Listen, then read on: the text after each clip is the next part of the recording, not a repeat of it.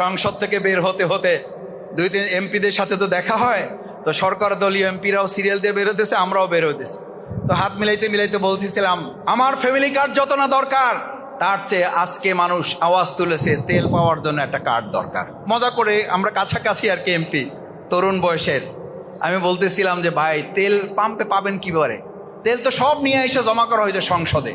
বক্তৃতা দেওয়া হয় 7 মিনিটে, 7 মিনিটের বক্তৃতায় 6 মিনিট 59 সেকেন্ড শুধু তেল বিতরণ চলে। 1 সেকেন্ড এলাকার কথা বলার টাইম পায় না। তেল বিতরণ যখন শেষ হয়ে যায়, তারপরে বলে মাননীয় স্পিকার, আমার এলাকার কথা বলার জন্য 2 মিনিট সময় চাই। কারণ 6 মিনিট সময় যেটা নির্ধারিত ছিল, ওই 6 মিনিট নির্ধারিত সময়ে 5 মিনিট 59 সেকেন্ড চলে গেছে কি বিতরণে।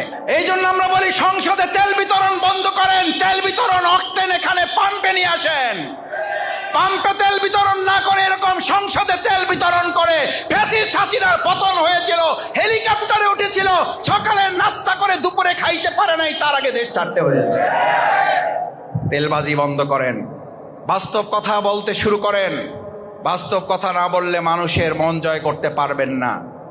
যদি মানুষের মন জয় করে মনে করেন যে 49% ভোট পেয়ে গেছেন, তাহলে এটাও কিন্তু মাথায় রেখেন 69% ভোটকে কিন্তু আপনার তাহলে মোকাবেলা করতে হবে।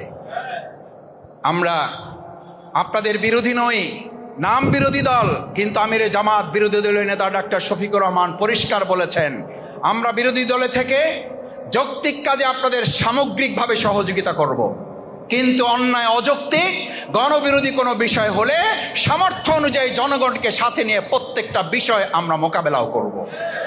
কল্যাণে নিজেদেরকে আরো